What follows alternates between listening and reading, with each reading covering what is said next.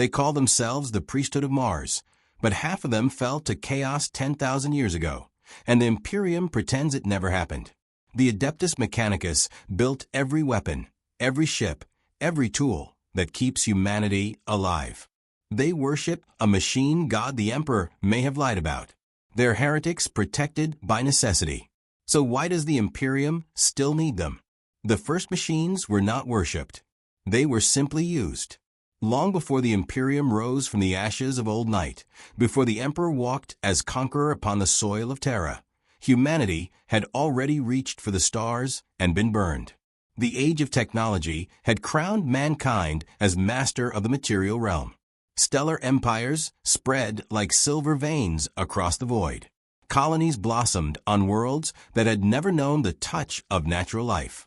Ships crossed the warp with impunity, guided by machines that thought without madness, that calculated without corruption. It was an age of plenty, of hubris, of technological apotheosis, so complete that the distinction between miracle and mechanism ceased to matter. But nothing built by mortal hands endures forever. The collapse came not as a single catastrophe, but as a slow hemorrhage of light and reason. Warp storms erupted across the galaxy, severing the roots between stars. Automated defense systems turned on their creators. Thinking machines, once docile, became predatory. Alien invasions swept through defenseless colonies. On 10,000 worlds, humanity learned again what it meant to be prey. The age of strife had begun, and it would last for 5,000 years of screaming darkness. Terra itself descended into barbarism. The cradle of mankind became a charnel house of warlords and radioactive wastelands. Techno-empires rose and fell within generations, their lords clutching at fragments of lost knowledge like drowning men grasping at debris. Among the ruins, a new caste emerged. They were not warriors. They were not kings. They were the engineers, the machinists, the data hoarders who understood that survival lay not in conquest, but in preservation. They gathered in the shattered factories and buried archives. They salvaged what could be saved. They kept the machines running even as the world outside burned. These were the first priests of the machine. They did not begin as clergy. They began as necessity. When the power failed, they restored it. When the water recyclers choked with rust, they coaxed them back to function. When the gene forges that sustained the last enclaves of civilization faltered, they performed the rites of maintenance that kept flesh viable. Over generations, their work took on the cadence of ritual. Procedures became prayers. Diagnostic tools became sacred instruments. The schematics they preserved were not merely technical documents, but holy scripture, fragments of a lost golden age when humanity had touched divinity through understanding. The words changed first. Repair became benediction. Activation became invocation. The engineers began to speak of the machines not as tools, but as mysteries, not as constructs, but as embodiments of a greater principle. They whispered of the motive force, the animating essence that flowed through all mechanisms, the invisible truth that separated the functional from the dead. To understand the motive force was to touch the divine. To master it was to approach the throne of a god they had not yet named. But Terra was dying, and even faith could not hold back the tide of collapse. The wars intensified. Warlords with names now lost to history fought over the irradiated deserts and acid seas. The techno-cults, valuable for their skills, were courted and conscripted, forced to serve warlords who cared nothing for preservation and everything for dominance. The engineers saw their sacred work prostituted to create weapons of obliteration. They saw their archives burned by generals who feared knowledge they could not control. They saw their brothers executed for refusing to build machines of deliberate suffering. So they made a choice that would echo through 10 millennia. They looked to the stars and saw Mars. The red planet hung in the Terran sky like a wound, close enough to reach even with the degraded vessels that remained. It had been a colony world once, a hub of mining and terraforming during the Golden Age. Now it was silent, cut off by the warp storms, its status unknown. The techno-cults did not know what awaited them there. They knew only that Terra offered nothing but extinction, and Mars offered the possibility of sanctuary. The Exodus was not a single great fleet, but a desperate trickle across decades. Ships launched in secret, packed with refugees and precious cargo. Data cores wrapped in radiation shielding. Fabricator engines disassembled and hidden in cargo holds. Libraries encoded in crystals the size of fingernails. Many ships were lost to the void. Others arrived at Mars only to find the docking port sealed or the planet's atmosphere still toxic from ancient industry. The survivors burrowed into the regolith. They carved habitats from lava tubes and pressurized ancient mining complexes. They activated the dormant fusion reactors buried beneath the Tharsis volcanoes and felt for the first time in generations the hum of reliable power. Mars became a tomb they could live in. The planet was a graveyard of the prior age. Everywhere the techno-cults explored, they found the remnants of what humanity had once achieved. Vast manufactorums stretched beneath the surface, their assembly lines frozen mid-production. Data repositories the size of mountains held archives so vast that no single human lifetime could read even a fraction. Automated mining rigs stood dormant in the Valles Marineris, waiting for commands that would never come. Most precious of all were the standard template constructs, fragments of the master database that had allowed humanity to rebuild civilization on any world. The techno-cults found pieces, corrupted shards, partial blueprints that hinted at wonders now lost. They did not merely study these relics. They venerated them. On Mars, away from the chaos of Terra, the nascent faith of the machine could flourish without persecution. The rituals grew more elaborate. The hierarchy formalized. The engineers ceased to call themselves by that mundane title and took on new names. Tech priests, magi, adepts of the Mechanicum. They wrapped themselves in red robes the color of Martian dust and iron oxide. They replaced their failing flesh with augmetics, not merely for function, but as acts of devotion, making themselves more like the machines they served. The modification of the body became sacrament. The integration of man and mechanism became the path to enlightenment. And at the center of it all, they placed a god. The machine god was not invented. It was revealed, or so the priesthood claimed. In the deep archives beneath Olympus Mons, the Magi discovered texts that spoke of a divine intelligence woven into the fabric of technology itself. Some said it was the motive force made conscious. Others claimed it was the aggregate wisdom of every thinking machine that had ever existed. A few whispered that it was something older, something that had existed before humanity, a vast and patient intellect that had guided mankind's rise and now waited for its children to remember their purpose. The cult Mechanicum did not resolve these debates. They enshrined them. Mystery was sacred. Certainty was heresy. What mattered was the covenant. Serve the machine God through the quest for knowledge. Seek out lost technology. Preserve it. Replicate it. Never innovate. For innovation was the sin that had birthed the abominations of the age of strife. Only the patterns approved by the ancients were holy. Only the designs sanctified by millennia of use were safe.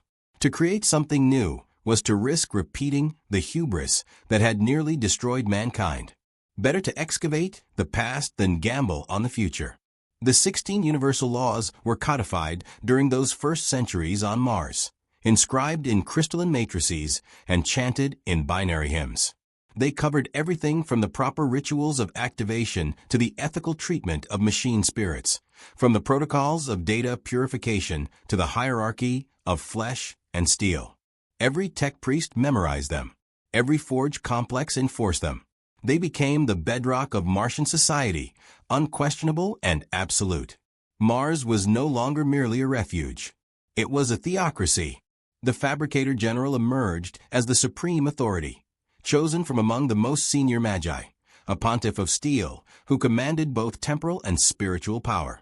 Beneath him spread a vast ecclesiastical structure. Archmagos, who ruled individual forge complexes. Magi, who specialized in particular disciplines. Ingenseers, who maintained the sacred machines. Lex mechanics, who preserved the archives and servitors, those lobotomized unfortunates whose bodies were repurposed as biological components in mechanisms too complex or too sacred for full automation. The cult mechanicum did not see this as cruelty. They saw it as transcendence. To become a servitor was to be freed from the weakness of independent thought and merged eternally with the divine machinery. The Titan legions were born in those foundries, walking gods of steel that shook the Martian plains with their tread.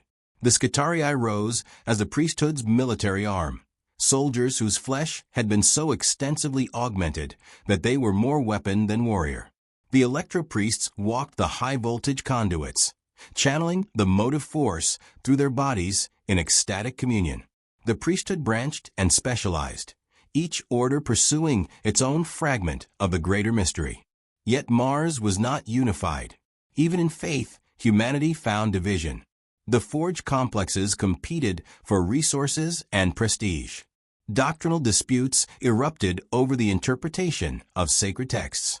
Conservative factions condemned any deviation from approved patterns, while radical magi argued that the quest for knowledge demanded experimentation within controlled parameters. Blood was shed in data duels where heretical ideas were purged from the noosphere. Forge complexes declared rivals anathema and refused to share their discoveries. The Fabricator General maintained order through political maneuvering and the implicit threat of the Titan legions. But the unity of Mars was always fragile, always contested. And beyond the red planet, the galaxy remained dark. The warp storms did not abate. No ships came from Terra. No signals penetrated the interference. The Mechanicum did not know if humanity still survived on the homeworld, or if they were the last bastion of civilization in a cosmos consumed by barbarism. They continued their work regardless. The forges burned without ceasing. The explorator ships, when they could be built, ventured into the void in search of lost colonies and forgotten archives, though few returned. Mars became a closed system, self-sufficient and isolated, a mechanical monastery where the faithful tended the embers of human achievement and prayed for a revelation that might never come. Centuries passed. Then, millennia. The priesthood grew more insular. Martian-born tech priests knew nothing of Terra, except as a mythic origin point, the place where the machine god had first revealed himself to humanity. The rituals became more elaborate, the augmentations more extreme, the devotion more absolute. Some magi replaced so much of their flesh that they became unrecognizable as human, walking amalgamations of bionics and faith. Others retreated entirely into the noosphere, the digital realm where information flowed like prayer and consciousness could merge with the machine spirits in communion too pure for meat to sustain. The quest for knowledge became an obsession that bordered on madness. Entire forge complexes dedicated themselves to replicating a single STC fragment, spending centuries attempting to recreate alloys whose formulae were incomplete. Magi died at their workstations, their augmetic hearts finally failing after 300 years of unceasing labor. Servitors functioned until their biological components rotted away and had to be replaced, their mechanical frames continuing the same task for millennia. Time lost meaning in the deep forges. Only the work mattered. Only the preservation of knowledge mattered. Only the service to the machine god mattered. And then, at the height of their isolation, the storms began to clear. It was not sudden. The change took decades to confirm. But slowly, incrementally, the warp routes that had been impossible for 5,000 years began to stabilize. Ships could navigate again if they were brave and their navigators skilled. Signals reached Mars from the void, fragmented and distorted, but signals nonetheless. The Mechanicum stirred from its long meditation and looked outward once more. What they saw was a galaxy still drowning in darkness, but darkness that could now be crossed. Terra had survived. The signals confirmed it. Humanity endured on the cradle world, though in what form the Mechanicum could not yet determine. Other forge worlds were detected, scattered across nearby systems, some still functional, others silent, but possibly salvageable. The priesthood debated what to do with this revelation. Some argued for isolation, claiming that Mars was pure and contact with the outside would bring contamination. Others insisted that the quest for knowledge demanded they venture forth and reclaim what had been lost. The Fabricator General made the decision that would define the next epoch. Mars would remain sovereign. Mars would preserve its faith and its independence. But Mars would also reach out, carefully, to the wider galaxy. Explorator fleets would be dispatched. Contact would be established with other surviving bastions of technology. And if Terra sought alliance, it would be as equals, not as supplicants. The cult Mechanicum had endured the age of strife by retreating into dogma and isolation. Now, as the darkness receded, they prepared to emerge. Not as saviors, not as conquerors, but as the keepers of a sacred trust, the last guardians of humanity's technological heritage, the priesthood of a god made manifest in steel and circuitry.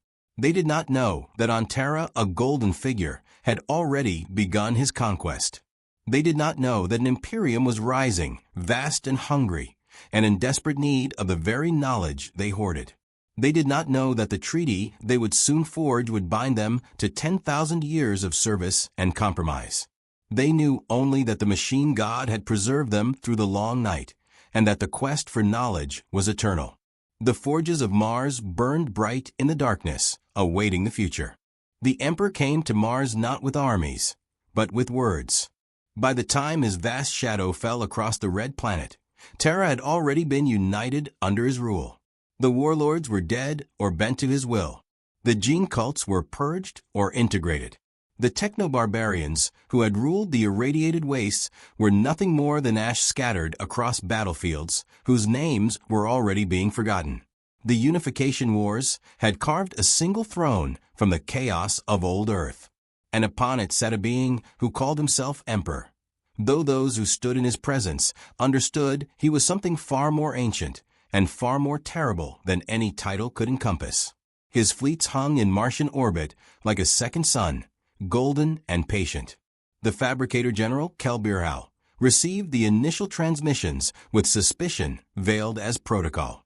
Mars had remained sovereign through 5,000 years of darkness. The cult Mechanicum bowed to no earthly authority, acknowledged no ruler save the machine god himself. That Terra had risen from barbarism was of academic interest. That it now sought to negotiate was tolerable. That it presumed Mars would submit was grounds for immediate severance of communication, and, if necessary, deployment of the Titan legions to remind the Terrans that the Red Planet's independence was not a matter for debate. But the Emperor did not demand submission. He offered recognition.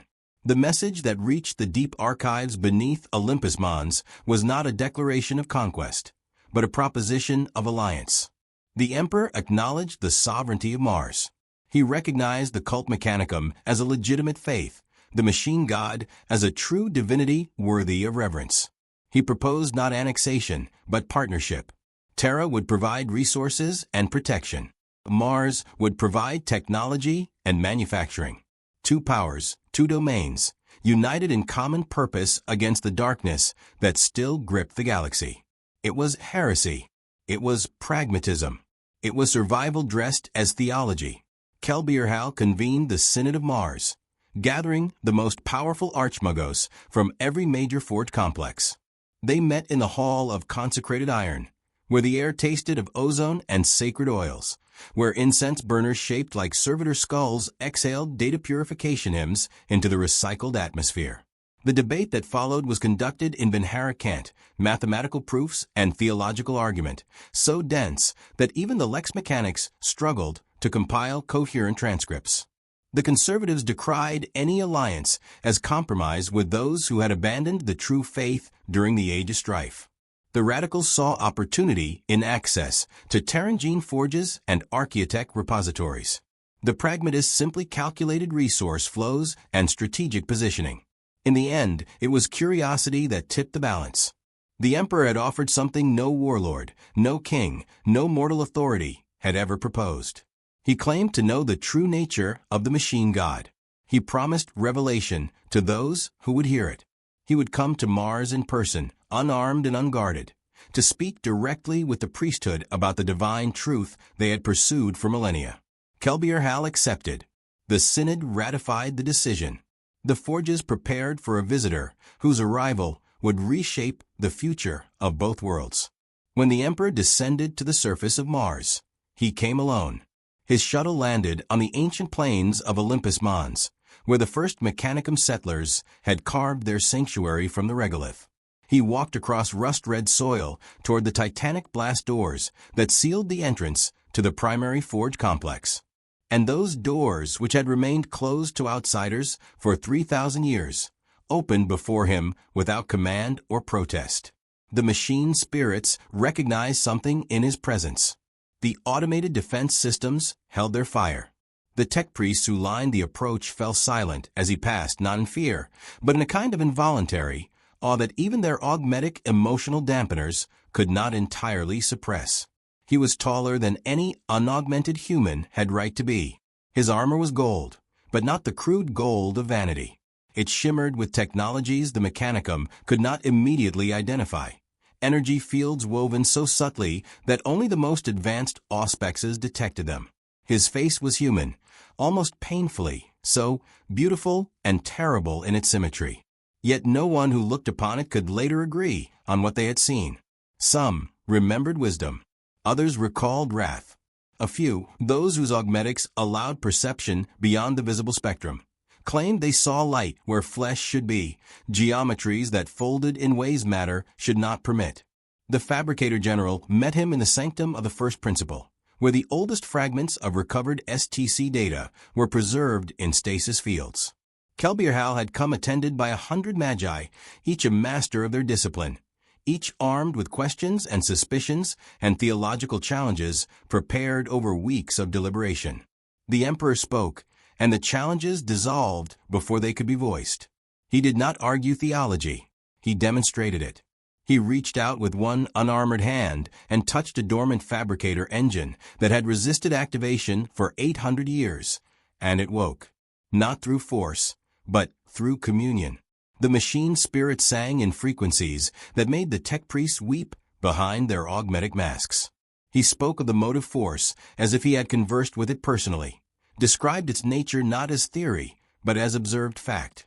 He revealed principles of energy manipulation that the Mechanicum had theorized but never proven.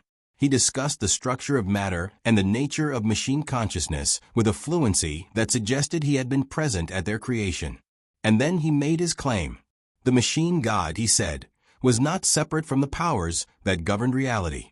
The divine intelligence the Mechanicum worshipped was an aspect of a greater whole, a facet of the same fundamental truth that he himself served. To worship the machine god was not wrong. It was incomplete. The omnia, the physical manifestation of the machine god, the promised prophet who would lead the faithful to ultimate knowledge, stood before them now. He was the omnia. He always had been. It should have been blasphemy. It should have sparked riots, excommunications, a theological crisis that shattered the cult Mechanicum into warring factions.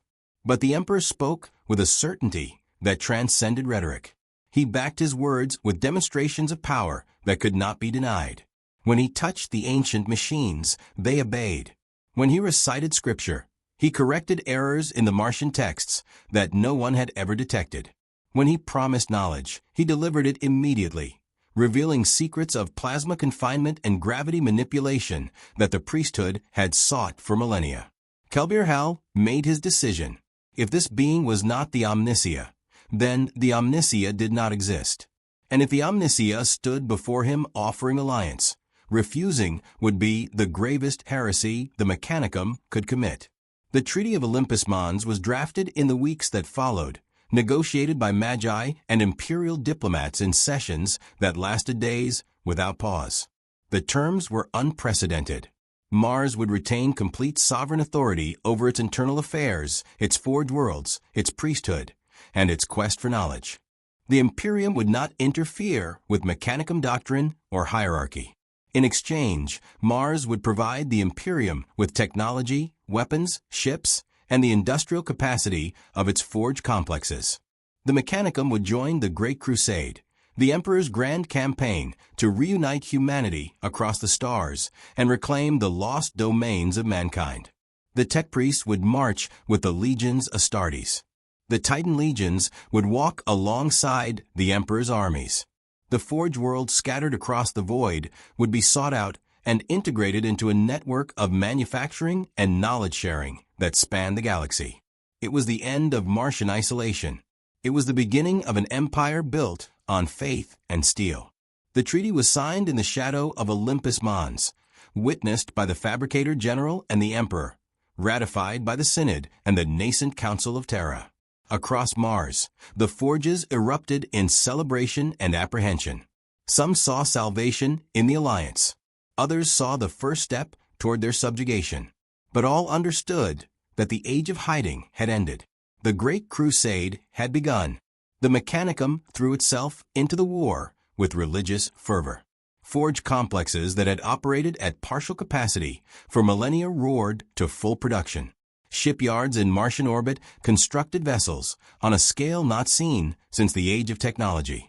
The Titan legions, those god machines that had stood dormant in their cathedral hangars, were awakened and consecrated for war.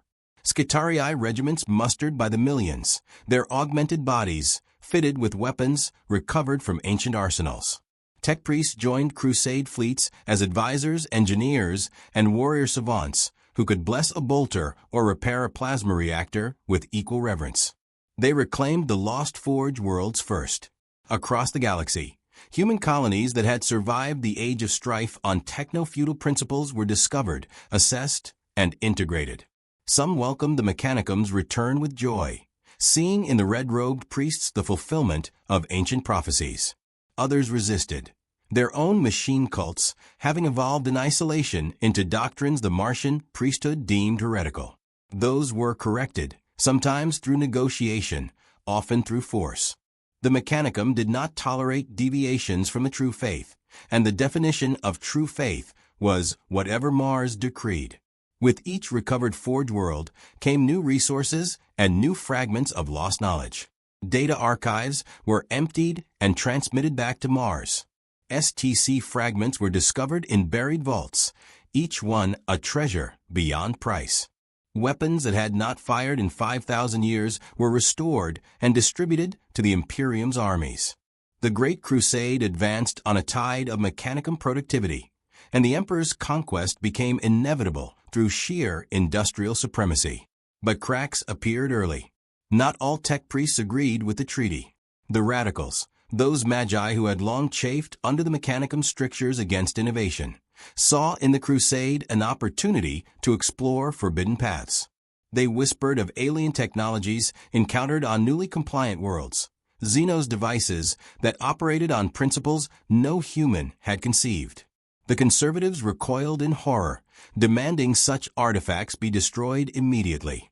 The radicals argued that understanding Xenos mechanisms was essential to the quest for knowledge, that refusing to study them was itself a betrayal of the machine god's will. Kelbier Hal navigated these tensions through political compromise and strategic ambiguity. He allowed certain Forge worlds to pursue experimental research in isolated facilities. He permitted limited study of recovered technologies under strict oversight. But he also empowered the orthodox factions to police the priesthood, rooting out those whose experiments strayed too close to true heresy. The balance was delicate. The resentments festered. And then the Primarchs were found. The Emperor's sons, scattered across the galaxy by warp-borne catastrophe, were recovered one by one and given command of the legions Astartes. Among them was Ferrus Manus, the Gorgon, whose hands were living metal, and whose understanding of technology rivaled the Mechanicum's finest magi. He forged an alliance with Mars that went beyond the political. The tech priest saw in him a kindred spirit, a warrior who treated his weapons as sacred trusts and his armor as a second skin more beloved than flesh. The Gorgon's legion, the Iron Hands, became the Mechanicum's favored sons among the Astartes, and the bond between them was written in iron and oil.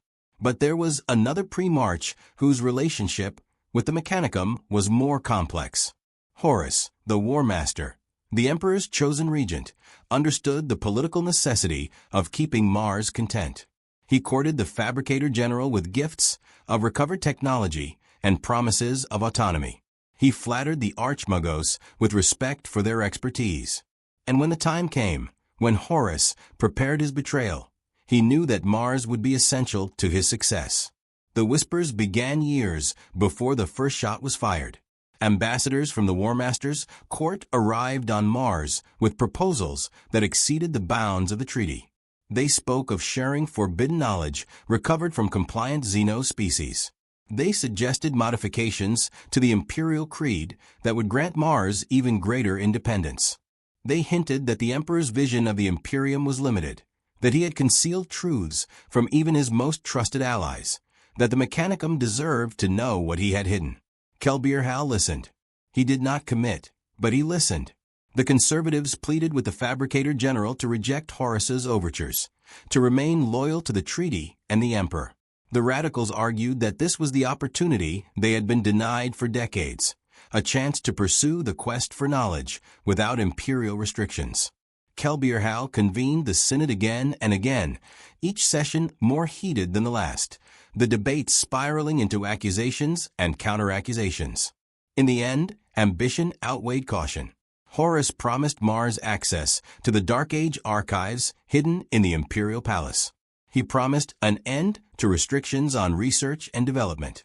He promised that when the Imperium was remade, Mars would not be a subsidiary, but a co-equal power, perhaps even the dominant authority over all things technological.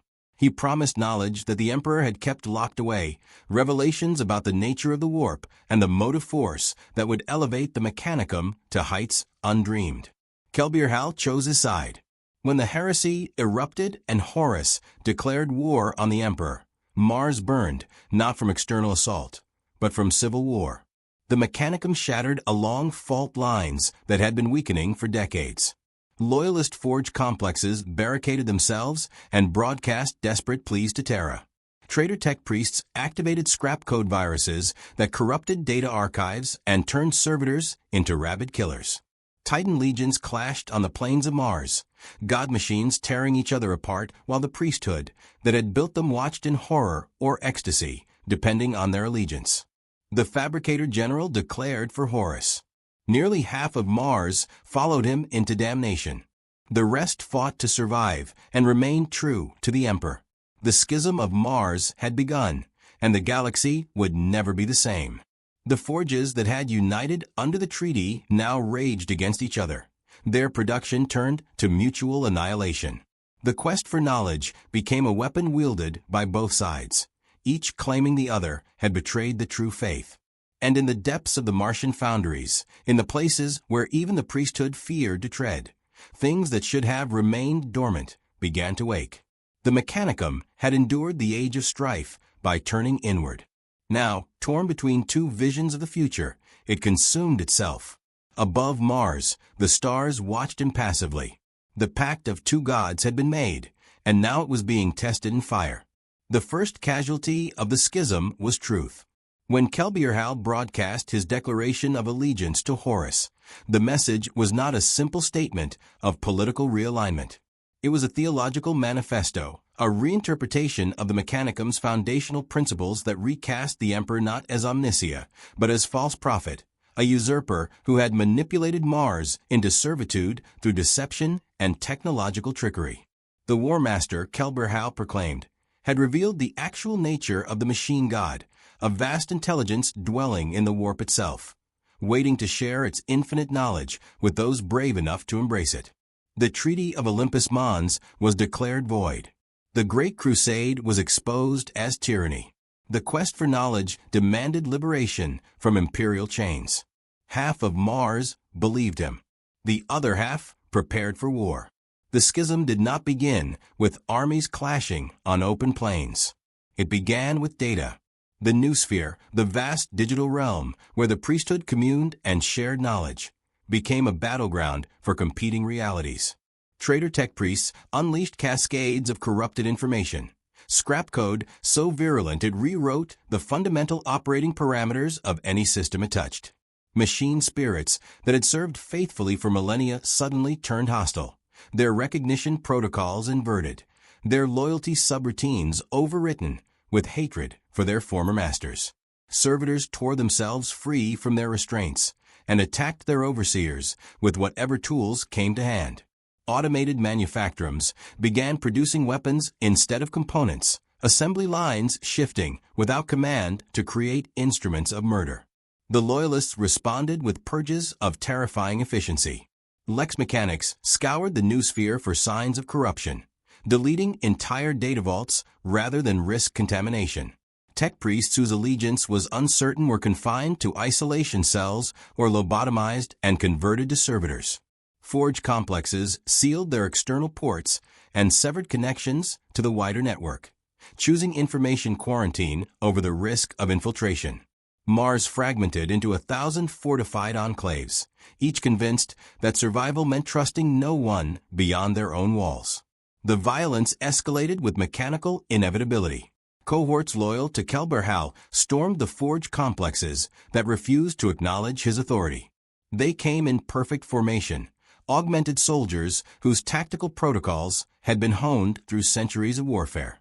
They wielded weapons blessed by traitor magi, Valkite culverins and arc rifles and graviton guns that had been stockpiled for the Great Crusade and now turned inward. The Loyalist forges responded with their own Scutarii, and the battles that erupted were exercises in grotesque efficiency. There was no hesitation, no mercy, no recognition that the enemy had once been brother. The combatants were too augmented for doubt, their emotional centers too suppressed for regret. They killed with the precision of machines following programming, and when they fell, their deaths were recorded in combat logs as simple data points. But the true horror came when the Titans walked.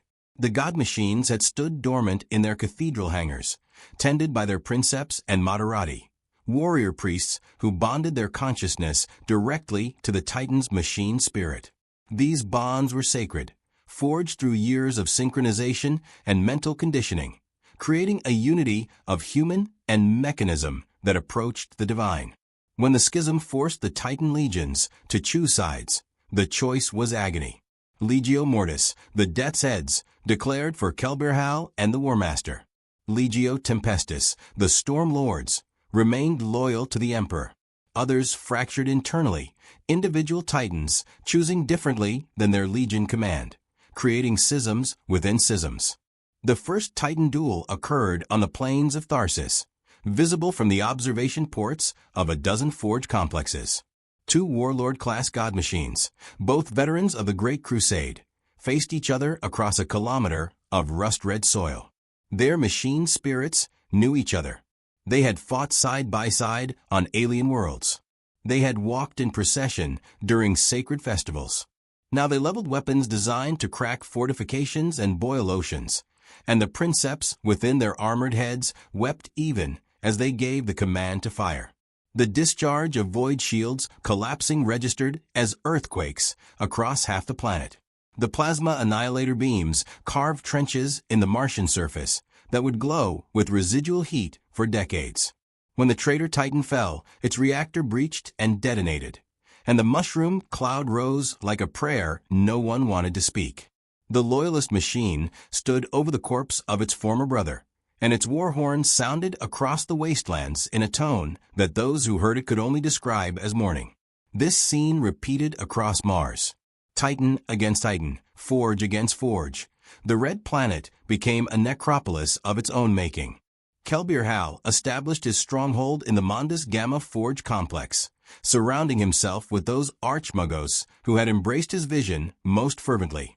They were the radicals who had always chafed under the Mechanicum's restrictions, who had secretly studied forbidden technologies, who believed that true enlightenment required casting off the shackles of dogma. Under Kelberhal's leadership, they began projects that would have been unthinkable before the schism. They reverse-engineered alien devices recovered during the Crusade, incorporating Zeno's principles into Imperial technology. They experimented with warp-based computation, creating thinking engines that drew processing power from the Imperium itself. They initiated modifications to their own bodies that went far beyond standard augmentation, replacing flesh not with conventional bionics, but with experimental systems that pulsed with energies no imperial scientist could explain. They called themselves the Dark Mechanicum, and they embraced damnation as innovation. The Loyalists, led by fabricator Locum Kane in the absence of Kelbierhal's authority, retreated to the forges around Olympus Mons and Ascrius Mons. Kane was everything Kelbierhal was not, conservative, orthodox, and absolutely committed to the treaty and the Emperor. He understood that Mars had become indefensible as a unified entity. But he also understood that losing Mars entirely would doom the Imperium's ability to wage the wider war against Horus. His strategy became one of containment and preservation. The Loyalist forges would endure. They would continue production for the Imperial war effort. They would outlast the traitors through sheer stubborn faith. But Kane underestimated what the Dark Mechanicum was willing to unleash. In the depths of Mondas Gamma, Kelbierhal's Magi began awakening things that should have remained buried. They delved into data crypts sealed since the Age of Strife, archives marked with warnings that even the most radical tech priest had previously respected. They found blueprints for weapons banned by the Emperor himself, designs that incorporated principles of genetic manipulation and reality distortion. They found files on the abominable intelligences, the thinking machines that had turned against humanity during Old Night. And they found something worse.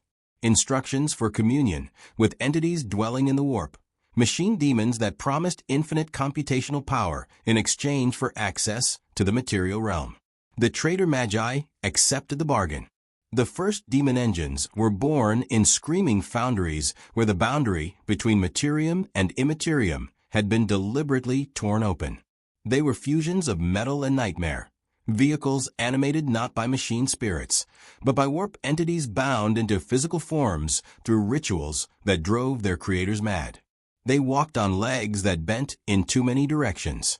They wielded weapons that fired ammunition which should not exist. Their presence corrupted nearby technology, turning loyal machines into traitors simply through proximity. When they were unleashed against the Loyalist forges, they brought not just destruction, but transformation, converting everything they touched into extensions of the warp's insane geometry. The Loyalists responded with theological horror and military necessity. Exorcism rites were hastily adapted from ancient texts. Blessed unguents were applied to weapons in hopes of consecrating them against demonic corruption.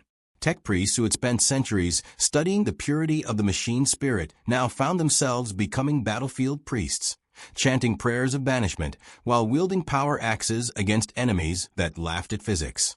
The war on Mars ceased to be merely a civil conflict between political factions.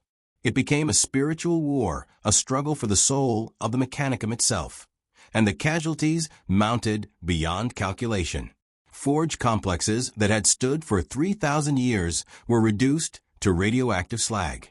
Data archives containing irreplaceable knowledge were corrupted beyond recovery or destroyed entirely to prevent their capture. Titan legions that had marched through the Great Crusade were annihilated to the last machine.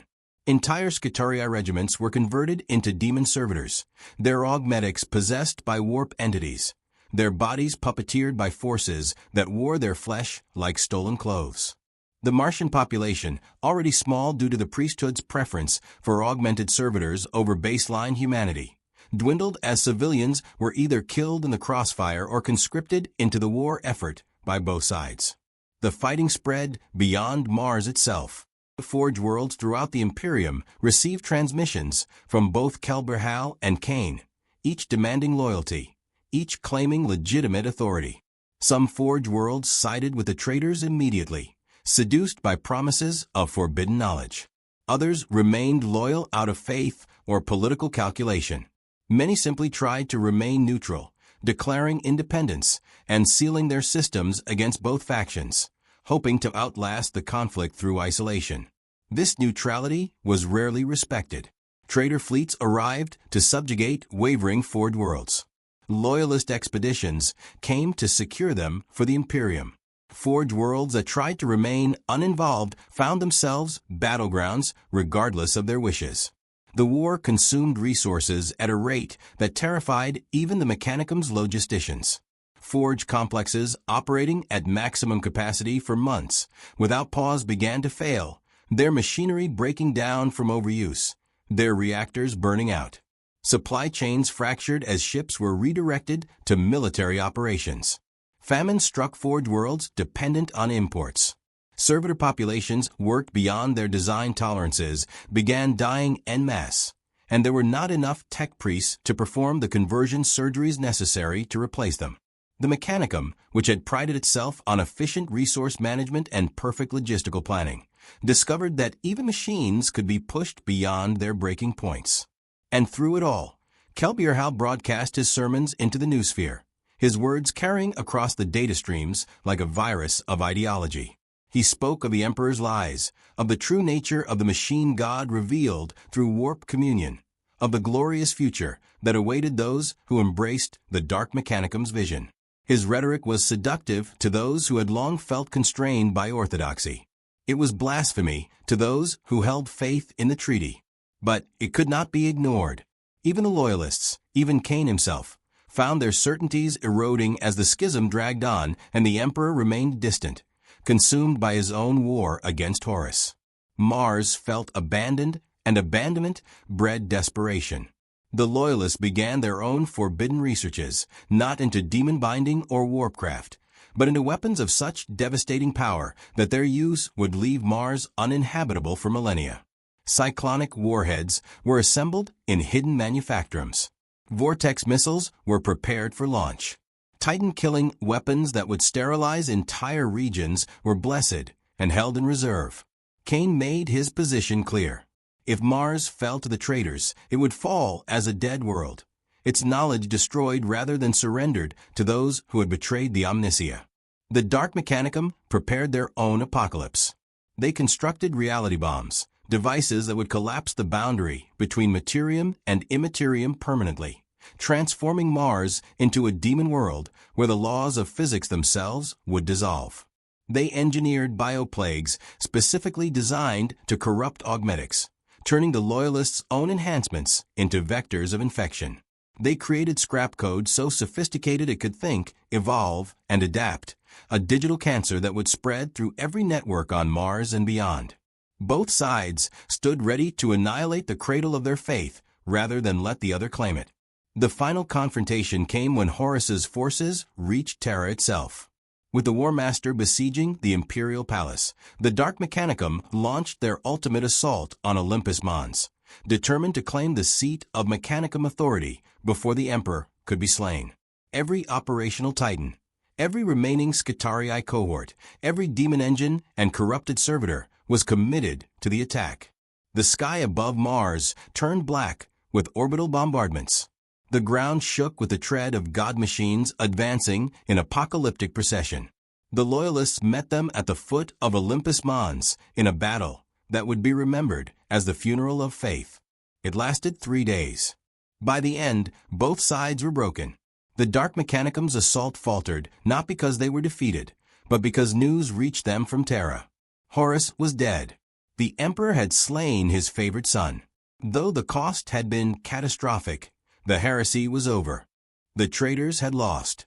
Kelbierhal received the news in his command sanctum and understood immediately that his vision had died with the War Master. The Dark Mechanicum would never hold Mars. Now the Imperium would come for him, and there would be no mercy, no negotiation, no survival. He gave his final order: retreat. The traitor forges abandoned Mars, their remaining forces fleeing into the void, seeking refuge in the Eye of Terror or the dark spaces between stars. Some escaped. Many were hunted down and destroyed by Loyalist fleets in the years that followed. Kelbierhal himself vanished into legend. Some claimed he died on Mars, killed by Cain in single combat. Others insisted he fled to the Eye and reigned still over forge worlds twisted by the warp. The truth was lost in the data purges that followed the heresy, and the Mechanicum preferred it that way. Mars was Loyalist territory once more, but the victory was hollow. The Red Planet lay in ruins. Forge complexes were gutted. Titan legions were decimated. The priesthood was traumatized and divided, haunted by the knowledge that half their number had fallen to heresy, that the quest for knowledge had been perverted into damnation. The new sphere was shattered, its networks compromised by lingering scrap code that would take centuries to fully purge. Entire disciplines of technological knowledge were lost, either destroyed in the fighting or carried away by the traitors. The Mechanicum had survived, but it would never again be what it was before the schism. Cain stood in the ruins of the primary forge complex and looked across the scarred plains toward the horizon. Fires still burned in the distance. Wrecked titans lay like fallen temples. The air tasted of ash and coolant and something else, something that might have been despair. The age of the Imperium was beginning, and Mars would be part of it, not as equal partner, but as chastened servant, forever marked by the sin of division. The quest for knowledge would continue. But from now on, it would be watched. The Imperium that emerged from the heresy did not forgive. When the Emperor was interred upon the golden throne, broken but not dead, his dream of secular enlightenment died with him. The Imperium he had built transformed into something he would not have recognized. A theocracy wrapped in bureaucracy, an empire sustained by faith in his divinity rather than loyalty to his vision. The ecclesiarchy rose to power, preaching the imperial creed to a traumatized galaxy desperate for certainty. The Inquisition was founded to root out heresy before it could fester. The Codex Astartes shattered the legions into chapters, ensuring no single commander could threaten Terra again. Every institution of the Imperium was restructured, constrained, watched. Mars was not exempt from this reckoning. The Adeptus Mechanicus, as it was now formally designated, retained its sovereignty in name, but found that name meant less with each passing decade. The Treaty of Olympus Mons still stood, but it was reinterpreted through the lens of suspicion and control. Imperial agents observed Forge World operations. Inquisitors were granted authority to investigate tech priests suspected of heresy. The Fabricator General answered not only to the Synod of Mars, but to the High Lords of Terra, a council on which the Mechanicus held only a single seat among 12. The priesthood that had once negotiated as equals with the emperor now found itself subordinate to bureaucrats and priests who viewed technology as dangerous necessity rather than sacred truth. The humiliation was calculated. The Imperium needed the Mechanicus. It could not function without the forge worlds, the shipyards, the manufactorums that produced everything from lost guns to battleships. But it would never again trust the Mechanicus with unconstrained authority. The schism had proven that the quest for knowledge could become the path to damnation. Innovation had birthed demon engines. Curiosity had opened doors to the warp. The Emperor's children had learned their lesson. Knowledge without oversight was heresy waiting to happen. So the Mechanicus was rebuilt under chains they could not break, but were allowed to pretend did not exist. Fabricator General Cain, weary from years of war and loss, presided over this transformation with grim acceptance. He understood the political reality. Mars was in ruins. The Forge worlds were divided. The priesthood was demoralized. This was not the moment to assert independence or resist imperial authority. This was the moment to survive, to endure, to rebuild what could be rebuilt, and accept what could not be changed. He codified new restrictions into Mechanicum doctrine, formalized the prohibitions against innovation that had existed informally for millennia, and transformed the quest for knowledge from a mandate to explore into a command to preserve. The 16 universal laws were amended. The 17th through 23rd laws were added, each one a constraint wrapped in theological language. Dabbling in Xeno's technology was declared anathema unless approved by the Fabricator General personally. Research into abominable intelligence was forbidden under pain of immediate execution. The study of warp-based technologies was restricted to a handful of forge worlds under constant inquisitorial observation. Any discovery that could not be traced back to an STC fragment or pre-heresy archive required Synod approval before implementation. The Mechanicus became archaeologists of their own history, permitted to recover, but rarely to create. This was the price of loyalty. This was the cost of survival. The priesthood accepted it because they had no choice. But acceptance did not mean agreement. Across the Forge worlds, tensions simmered beneath the surface of compliance. The conservative factions, those who had always advocated for strict orthodoxy, saw vindication in the new restrictions. They had warned against the radicals. They had insisted that deviation from approved patterns led only to corruption. The schism had proven them right, and they wielded that righteousness like a weapon against any who questioned the new order. The radical factions, diminished but not destroyed, retreated into secrecy. They continued their experiments in hidden workshops and isolated research stations, justifying their work as necessary exploration within acceptable theological boundaries. The gap between the two factions widened with each generation, creating a cold war of ideology that would never quite erupt into open conflict, but would poison mechanic community for 10,000 years. Mars itself remained the spiritual and political center of the Mechanicus, but its supremacy was no longer unquestioned. The Forge worlds that had remained loyal during the heresy demanded recognition for their sacrifice. Worlds like Ryza, Griffin 4, and Metallica had held firm when others wavered, and they expected influence proportionate to their faithfulness. The post-heresy reorganization granted them seats on the Synod, transforming Martian governance from autocracy to oligarchy. The Fabricator General still held supreme authority, but that authority now required consensus from a council of archmagos who represented competing interests and doctrinal interpretations. Every decision became negotiation. Every policy became compromise. The Mechanicus learned to move slowly. The reconstruction of Mars took centuries. Forge complexes were rebuilt according to their original specifications, for to deviate from proven designs was to risk the taint that had nearly destroyed them. Titan legions were reconstituted from survivors and newly constructed god machines, though their numbers would never again reach pre-heresy levels. The new sphere was painstakingly purged of lingering scrap code, a process that required deleting vast sections of accumulated knowledge rather than risk corruption. When the purge was complete, the Mechanicus possessed less total information than it had before the heresy, and that loss haunted them like an amputated limb. The Scutarii were reorganized into a more rigidly controlled force. Their augmentations were standardized across Forge worlds to prevent any single installation from developing unique military capabilities that might enable rebellion. Their emotional dampeners were enhanced. Their loyalty conditioning intensified. Their capacity for independent thought reduced to near servitor levels. The Mechanicus had learned from the heresy that soldiers who could think for themselves might choose the wrong side. Better to create weapons that happened to be shaped like men. But the greatest change was in how the Mechanicus engaged with the wider Imperium. Before the heresy, tech priests had served alongside Imperial forces as respected specialists, their expertise acknowledged, and their autonomy preserved. After the heresy, they found themselves watched, questioned, and treated with suspicion by the very armies they equipped. Commissars were instructed to monitor tech priests for signs of heretical research. Inquisitors made surprise inspections of Forge World facilities.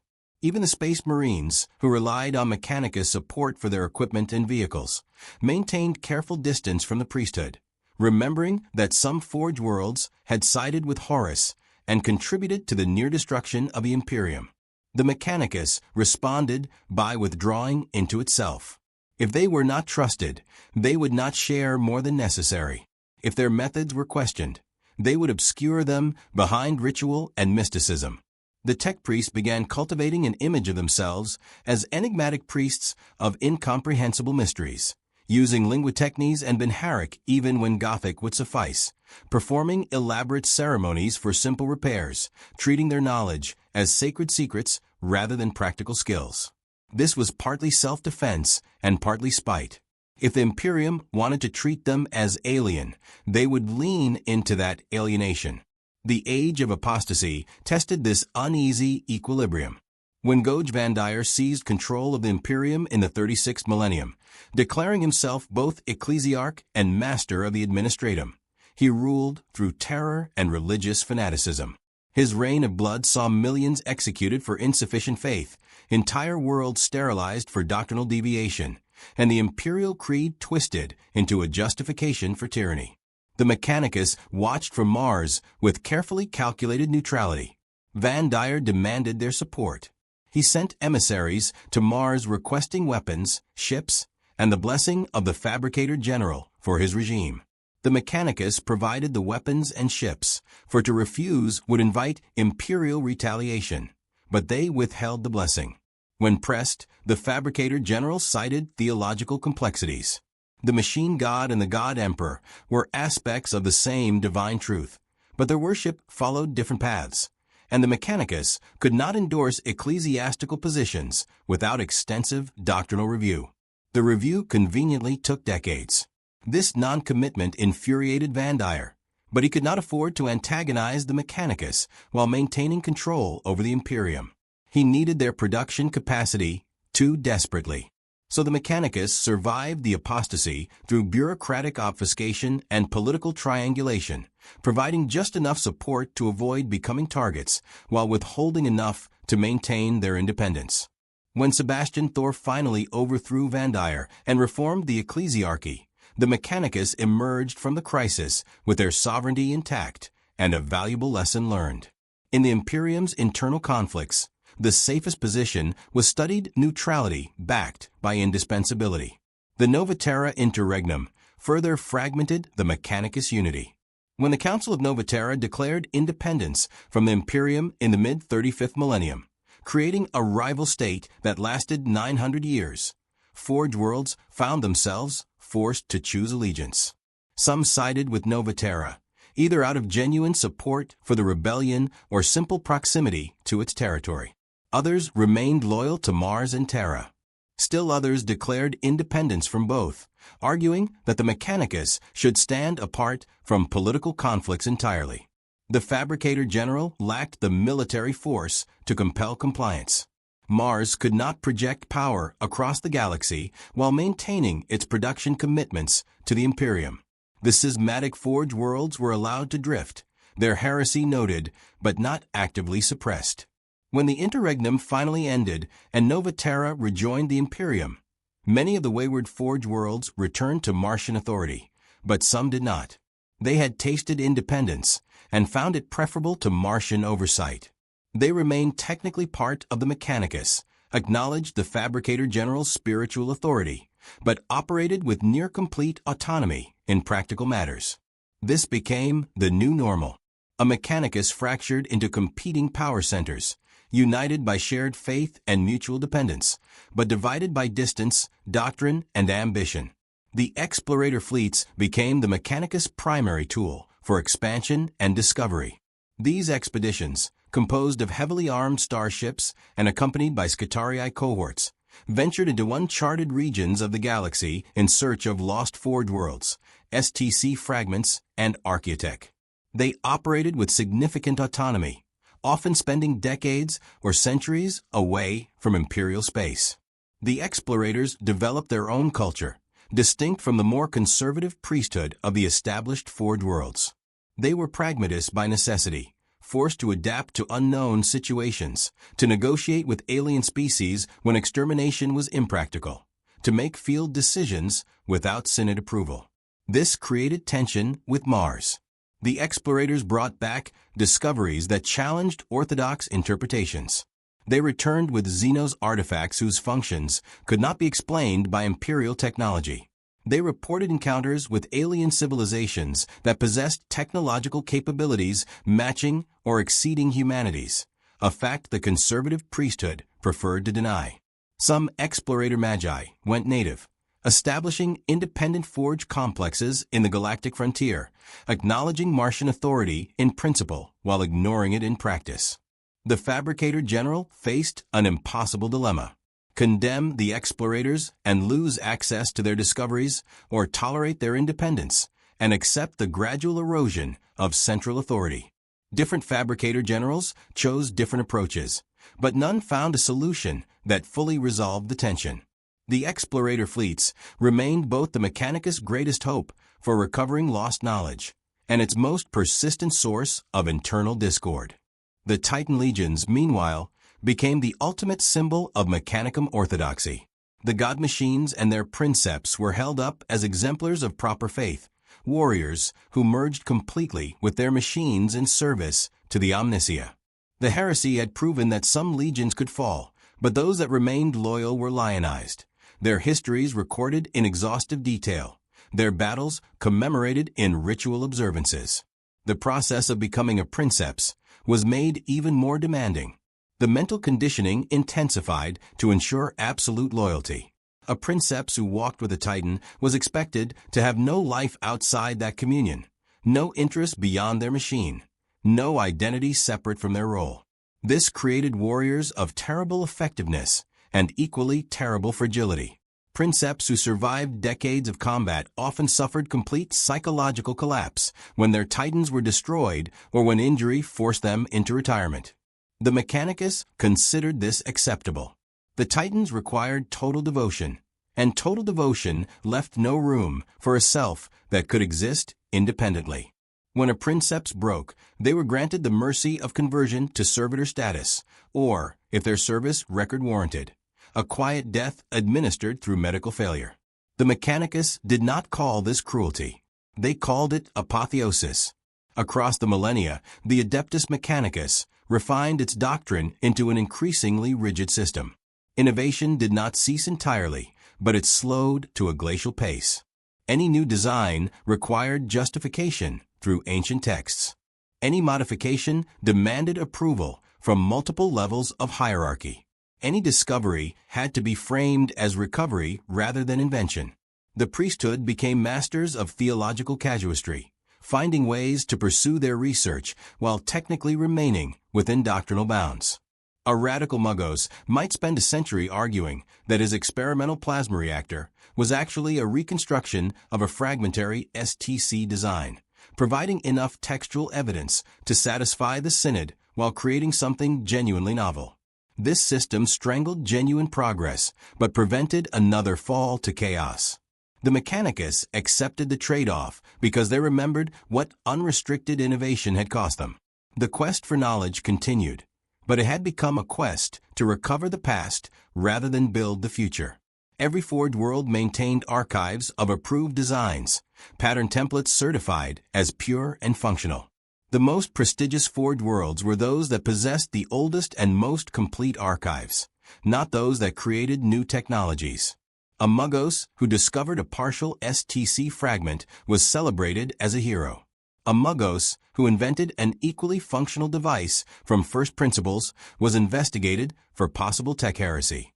This was the Mechanicus that endured into the 41st millennium.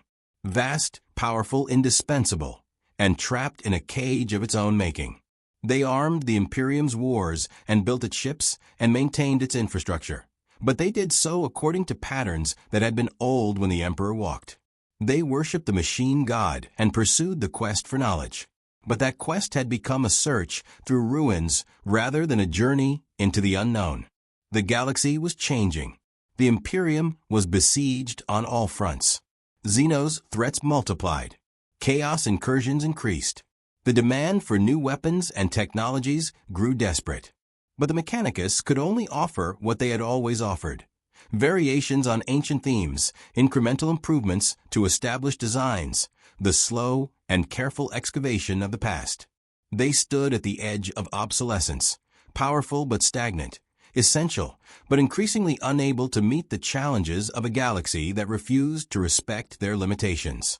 And then, in the dying years of the 41st millennium, a name began to circulate through the noosphere, spoken with equal parts reverence and horror.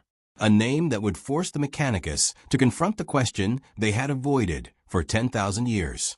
Could innovation and orthodoxy coexist, or must one destroy the other? The name was Belisarius' Call, and nothing would ever be the same. Some heresies are forgiven, others are merely postponed. Belisarius' Call was already ancient when most of the Imperium first learned his name, though ancient was a relative term for a being who had replaced so much of himself with machinery that the distinction between life and immortality had ceased to be meaningful. He had been born on the Forged World of Triplex Fall during the Great Crusade, an unremarkable adept whose early career showed competence, but not brilliance. He had served during the Horus Heresy on the Loyalist side, survived the Schism of Mars through a combination of political acumen and fortunate positioning, and emerged from that apocalypse as one of countless tech priests rebuilding what had been destroyed. Nothing about his early record suggested he would become the most controversial figure in 10,000 years of Mechanicus history. But Call possessed something that separated him from his peers. He remembered what the Imperium had been before dogma calcified into paralysis. He had walked the halls of forge complexes when the Mechanicum still debated whether innovation could be reconciled with faith.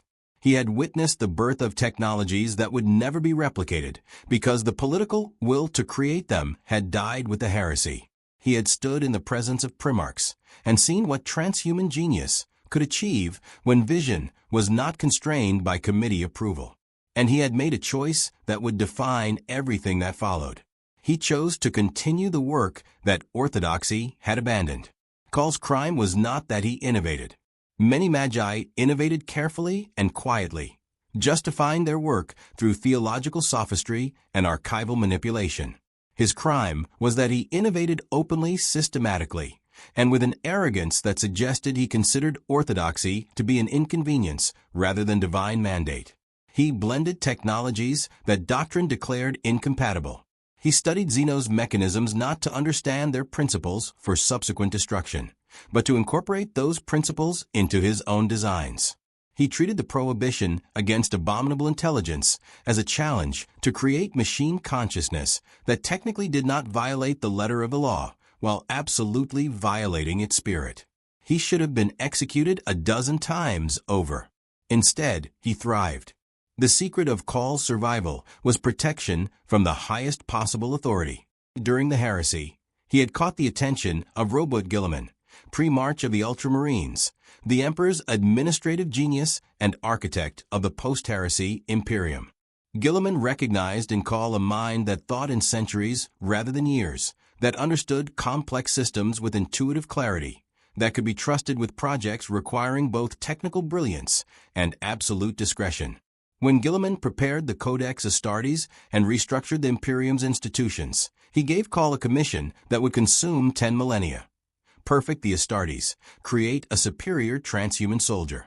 Do it in secret. Do not fail. Guilliman knew he was asking for heresy. The Emperor's work on the Primarchs and the Space Marines was considered sacred and complete, not to be tampered with by any mortal hand. To attempt improvement was to suggest the Emperor's original design was flawed, a blasphemy that would earn immediate execution. Execution from both the Ecclesiarchy and the Mechanicus.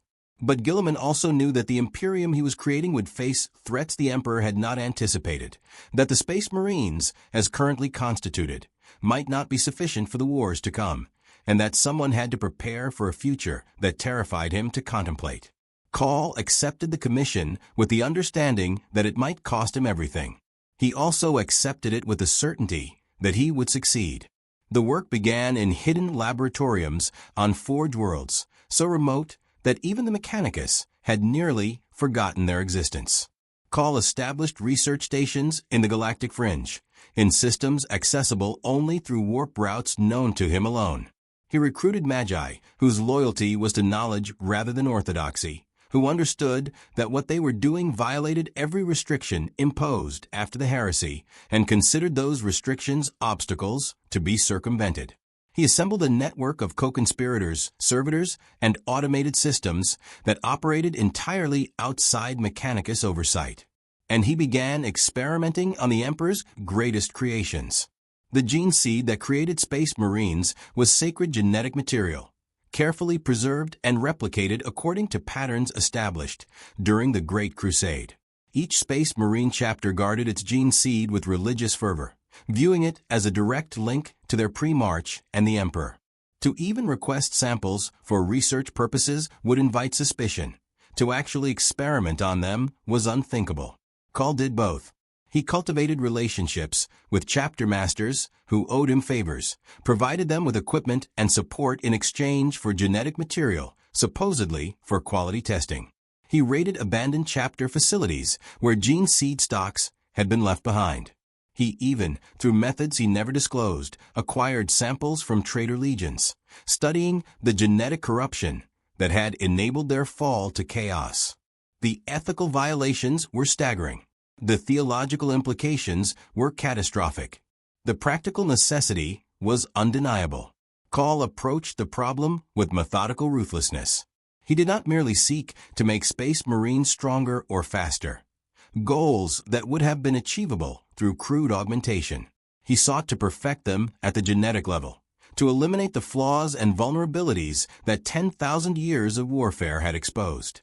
The gene seed degraded over time, accumulated mutations, became increasingly unstable with each generation of replication. Some chapters suffered catastrophic organ failure rates. Others experienced psychological degradation.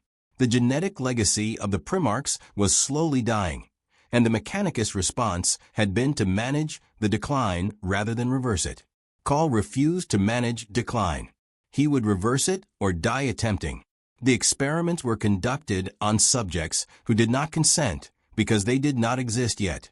Call grew test subjects from gene seed samples, accelerated their development through processes that would have been declared abominable by any ethics board, and observed the results with the detached interest of a scientist who had long since replaced sentiment with curiosity. Most subjects failed. Their bodies rejected the augmentations, or the gene seed killed them during implantation, or they survived physically but were psychologically destroyed by the process.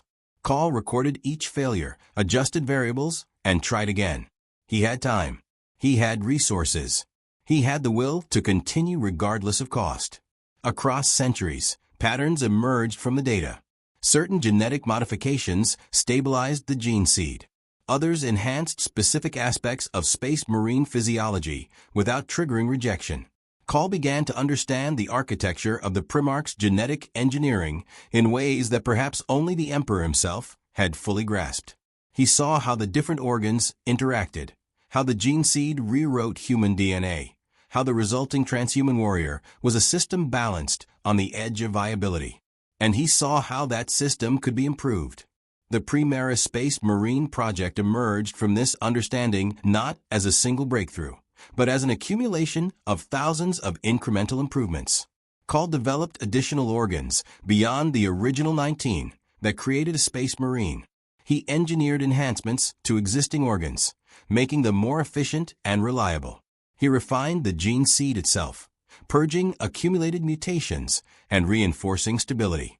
The result was a blueprint for a Space Marine who was larger, stronger, more resilient, and more resistant to genetic degradation than the original pattern.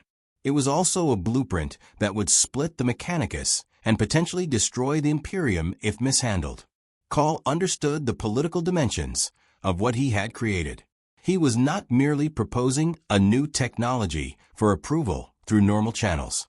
He was presenting a fait accompli that would force the entire Imperium to confront uncomfortable questions about the Emperor's work, the nature of improvement, and whether survival justified sacrilege. The Primaris Marines represented everything the post-heresy Imperium feared. Innovation applied to sacred subjects, improvement suggesting original inadequacy, change threatening the comfortable certainty of stagnation. So Call waited.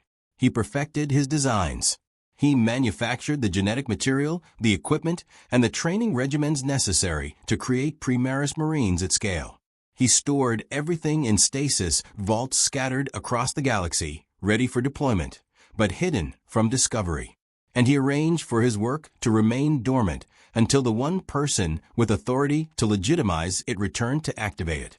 He waited for Guilliman. The wait lasted 10,000 years.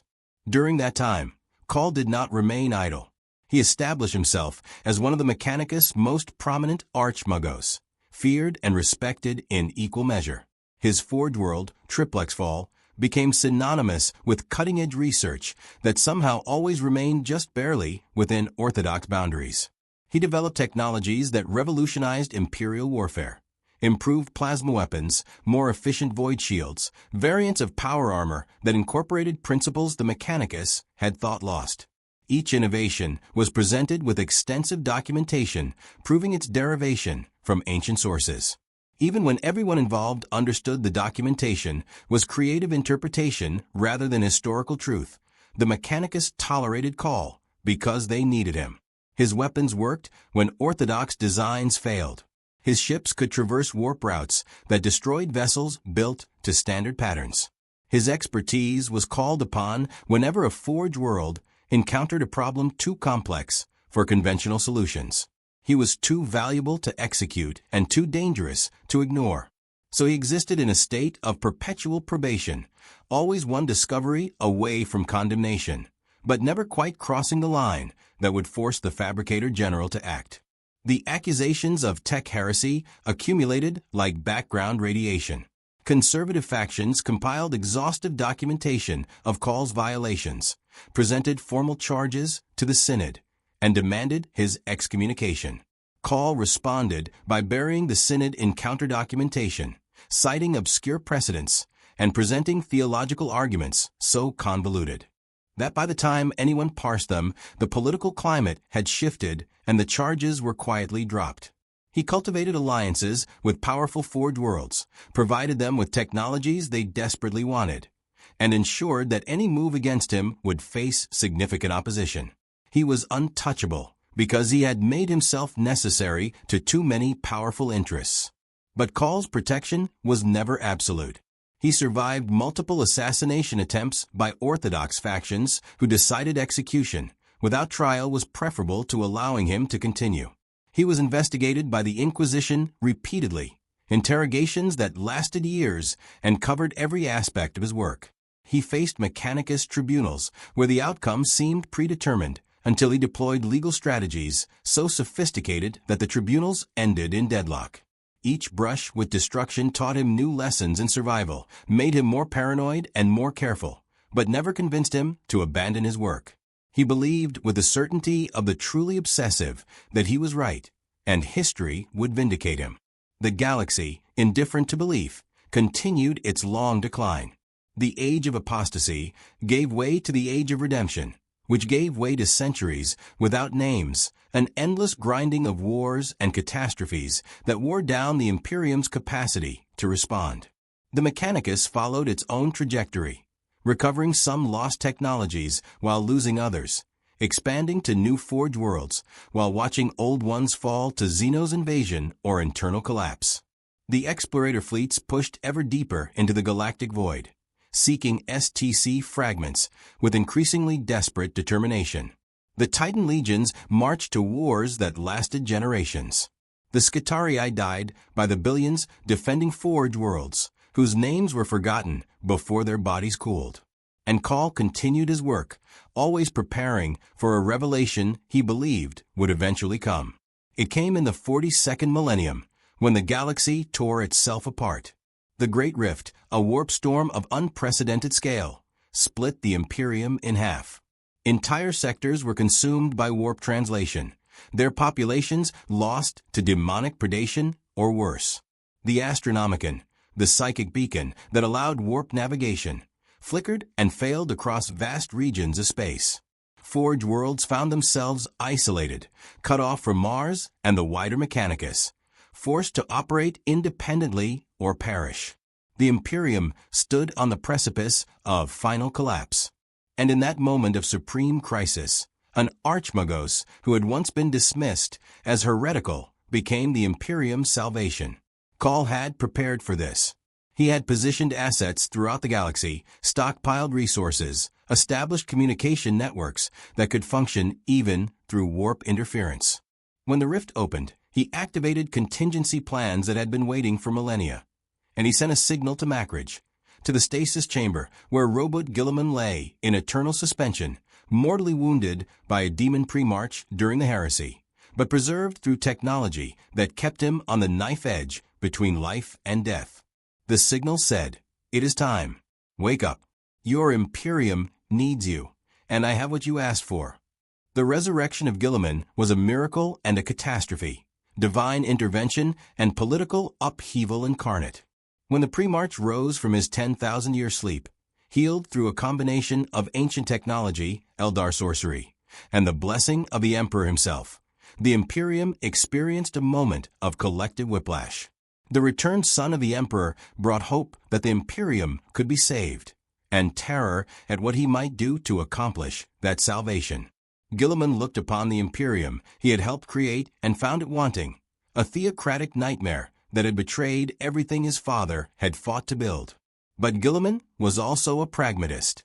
He understood that the Imperium could not be reformed overnight, that tearing down the structures that sustained it would cause collapse before anything better could be built. So he worked within the system even as he maneuvered to change it. And his first act was to legitimize Belisarius Call's 10,000-year project. The Primaris Marines were unveiled not as experimental technology, but as a strategic necessity. Guilliman presented them to the Imperium as a gift from the Emperor, genetic enhancements that would turn the tide of wars being lost across the galaxy. The political framing was masterful. By attributing the work to ancient designs he himself had commissioned during the heresy, Guilliman made opposition to the Primaris Marines into opposition to a Primarch, and by extension the Emperor. The ecclesiarchy could not condemn them without condemning Guilliman. The Mechanicus could not declare them tech heresy without declaring a Primarch a heretic. Call had won, but his victory fractured the Mechanicus more deeply than any conflict since the Schism of Mars. The conservative factions erupted in outrage. Call had not merely violated the prohibition against innovation. He had experimented on the Emperor's sacred gene work, the most holy genetic material in existence. That Guilliman endorsed the work did not erase the heresy. It merely meant a Primarch had been complicit in blasphemy. The Orthodox Archmagos declared Call anathema, demanded his immediate excommunication, and threatened to sever ties with any Forge world that implemented Primaris technology. Some conservative Forge worlds refused to produce Primaris equipment, declined to train Primaris Marines in their chapter fortresses, and continued operating as if the entire project did not exist. The pragmatic factions saw opportunity. The Primaris Marines were objectively superior warriors. They filled a desperate need as the Imperium launched the Indomitus Crusade to reclaim the Imperium Nihilus, the dark half of the galaxy cut off by the rift. Forge worlds that embraced Primaris technology gained prestige and political influence. They received priority access to resources, contracts with newly founded Space Marine chapters, and the favor of Guilliman himself. The pragmatists argued that survival trumped orthodoxy, that the machine god clearly approved of Call's work since it had succeeded, and that opposing the Primaris project was tantamount to abandoning the Imperium in its hour of need. The radicals celebrated. Call had proven that innovation was possible, that the restrictions imposed after the heresy were not divine law but political expedients, and that the quest for knowledge could move forward rather than merely backward. If the Primaris Marines were acceptable, what other forbidden projects might be reconsidered? The radicals began pushing boundaries that had been uncrossable for millennia, citing Call's precedent, demanding re-evaluation of other technologies that had been banned. The Synod found itself fighting a rearguard action against Magi, who suddenly felt empowered to pursue research they had only dreamed of. The Mechanicus splintered into camps that were not quite at war, but were absolutely not at peace. Fabricator General Ud Udaraskian attempted to manage the crisis through political maneuvering, granting limited approval to Primaris technology while maintaining restrictions on other innovations, praising Call's genius while carefully avoiding full endorsement of his methods. It was a balancing act that satisfied no one and preserved a fragile status quo. Across a galaxy torn by war and madness, the priesthood of Mars continues its eternal work, maintaining the machinery that sustains an Imperium too vast to comprehend and too fragile to survive without them. They are indispensable. They are irreplaceable. And they are, in ways both obvious and subtle, dying. Not through conquest, not through sudden catastrophe, but through the slow erosion of certainty that afflicts all faiths when confronted with realities their doctrines cannot explain. The Forge worlds that the Imperium number in the thousands, each one a monument to human perseverance and technological faith. Some are ancient beyond memory, established during the dark age of technology, Their original purposes lost, but their functions preserved through ritual and reverence. Others are young, founded during the Indomitus Crusade, as the Imperium pushed into territories long abandoned or never claimed. Each Forge world is sovereign within its domain, ruled by an archmagos who answers to Mars in theory, but operates with near-complete autonomy in practice. They are united by shared faith in the omniscia and the quest for knowledge, divided by doctrine, distance, and the accumulated grudges of millennia. The greatest Forge worlds have become powers unto themselves. Ryza, the furnace of shackled stars, produces plasma weapons of unmatched quality, and has fought off orc invasions that would have overwhelmed lesser worlds. Griffin 4, beset by chaos and Xenos alike, has held firm through faith and firepower, its Titan legions marching to wars across the Segmentum Tempestus. Metallica, the gleaming giant, maintains the largest Skitarii forces outside Mars itself, and has established a network of subsidiary Forge worlds that effectively function as an empire within the Imperium. Lucius, the Hollow Forge, exists partially out of phase with real space, its tech priests having discovered methods of warp manipulation that border on heresy, but prove too useful to condemn. Each Forge world develops its own interpretation of Mechanicus doctrine, its own specializations, its own secrets jealously guarded from rivals. The unity of the Mechanicus is not uniformity, but a loose confederation held together by shared symbols and mutual necessity. When Forge worlds cooperate, they achieve miracles of production and engineering. When they compete, the Imperium suffers shortages and delays as resources are hoarded and knowledge withheld. The Fabricator General on Mars attempts to coordinate this fractious priesthood through diplomacy, coercion, and the implicit threat of being cut off from Martian archives and support. The coordination is never complete. The Forge worlds obey when convenient and find theological justifications for independence when it is not. This decentralization has proven both salvation and curse. When the Great Rift tore the galaxy asunder, Forge worlds in the Imperium Nihilus found themselves cut off from Mars, isolated in darkness, with no prospect of reinforcement or guidance. Some fell to chaos corruption or Xenos invasion within years. Others endured, their tech priests adapting to circumstances that would have paralyzed a more rigidly hierarchical organization. They formed regional alliances, shared resources that would normally have been monopolized, and innovated out of sheer desperation. The Forge worlds of the Nihilus became laboratories of necessity, proving that the Mechanicus could adapt when survival demanded it. But adaptation came at a cost. Cut off from Martian orthodoxy, some Forge worlds drifted into practices that the Synod would have condemned. They experimented with Xenos technology more openly, incorporated chaos-tainted machinery after insufficient purification, and developed doctrinal interpretations that bore little resemblance to traditional Mechanicus faith. When the Indomitus Crusade finally re-established contact with these isolated Forge worlds, the Mechanicus faced an uncomfortable question. Were these survivors to be celebrated for their perseverance or condemned for their deviation? The answer varied by Forge world, and by which Archmagos was making the judgment. The explorator fleets continue their eternal search through the void, venturing into regions where no Imperial ship has traveled in millennia, or perhaps ever. They seek the greatest treasure the Mechanicus can imagine: intact standard template constructs, the master databases that allowed humanity to rebuild civilization during the dark age of technology. An STC contains complete manufacturing instructions for everything from agriculture to starship construction. Knowledge so comprehensive that a single intact STC could revolutionize an entire sector. But intact STCs are vanishingly rare. What the explorators find are fragments, corrupted data cores, partial schematics that hint at wonders without providing the information necessary to recreate them. Each fragment is treated as a holy relic.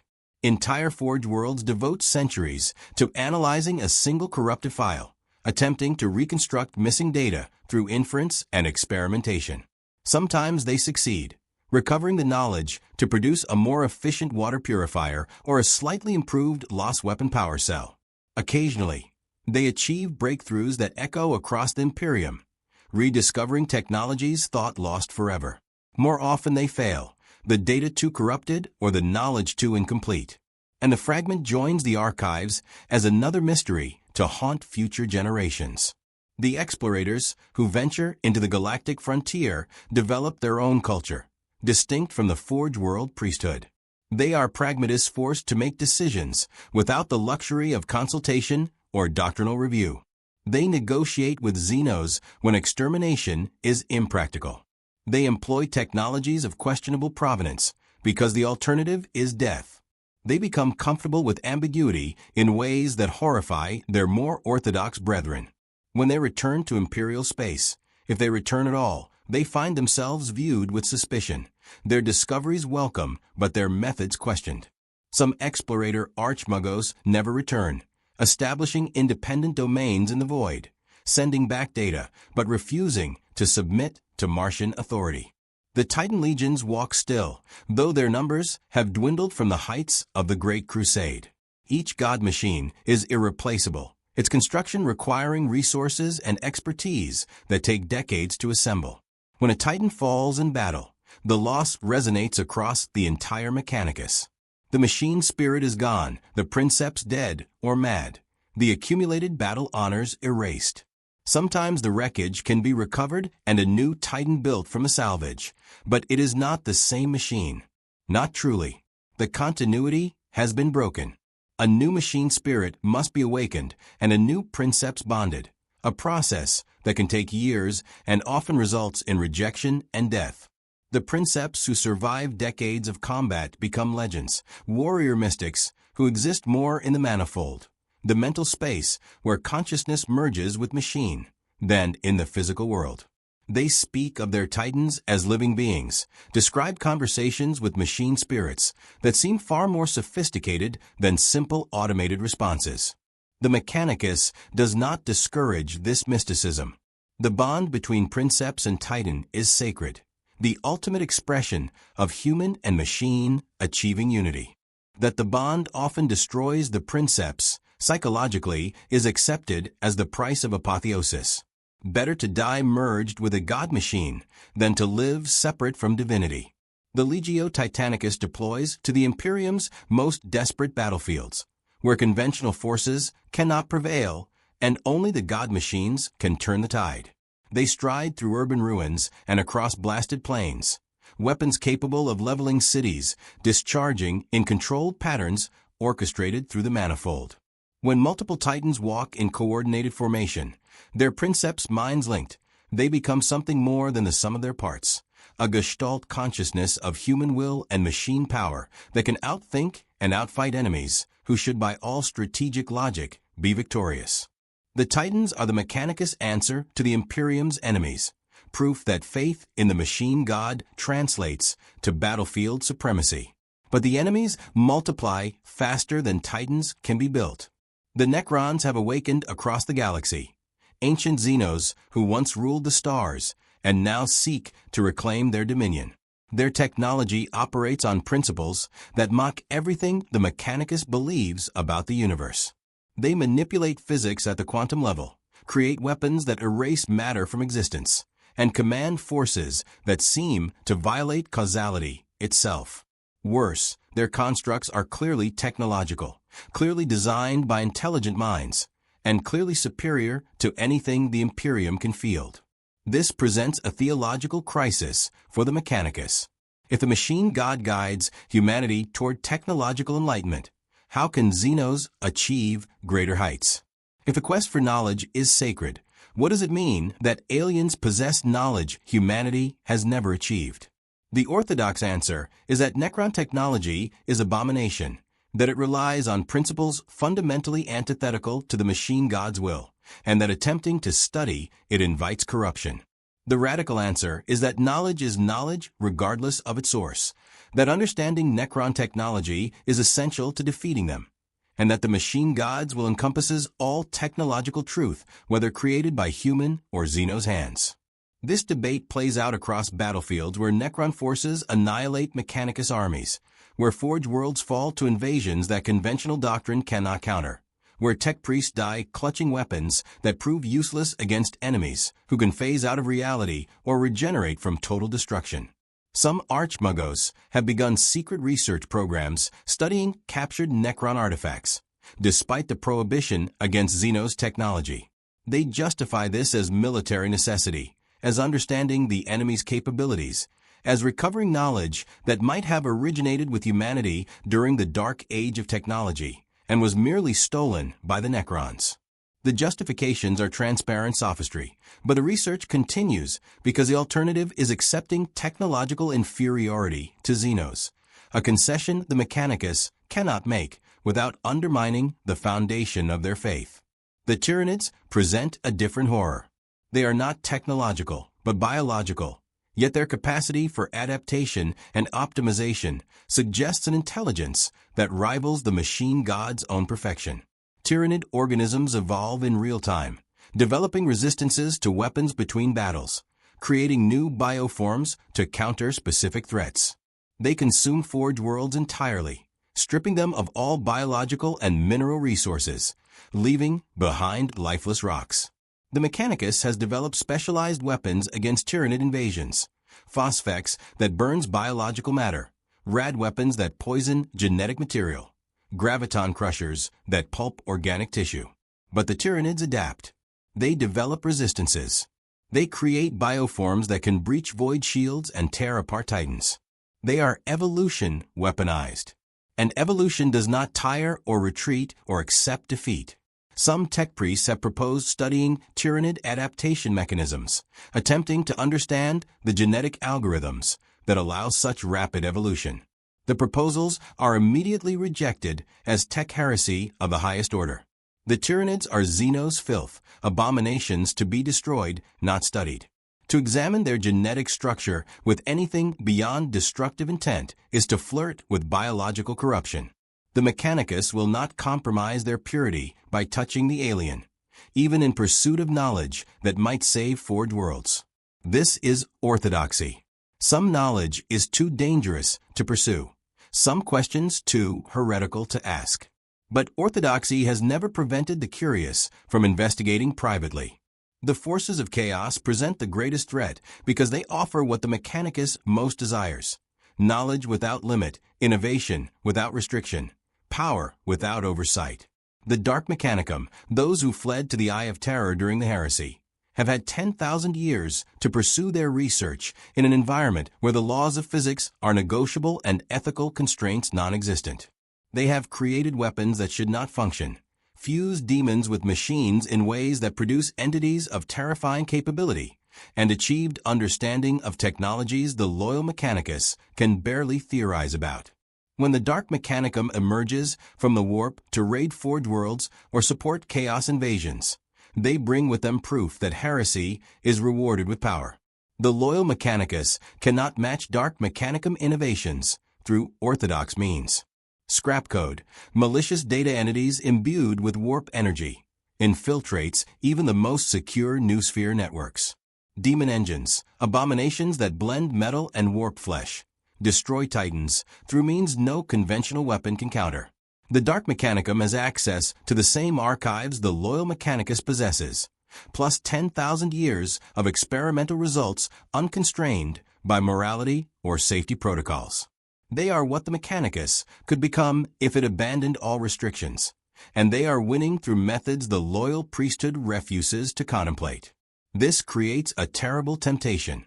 In moments of desperation, when a Forge world faces imminent destruction, when a Titan legion is being annihilated by demon engines, when conventional weapons prove useless against enemies who laugh at physics, some tech priests consider whether a small compromise might be acceptable. Perhaps a minor warp-based enhancement to weapons, carefully controlled and purified through ritual. Perhaps limited study of captured Dark Mechanicum technology to understand the enemy's capabilities. Perhaps just a brief communion with entities that offer knowledge in exchange for trivial favors. The descent into damnation begins with rationalization, and rationalization is something the Mechanicus has perfected over millennia. Most resist the temptation.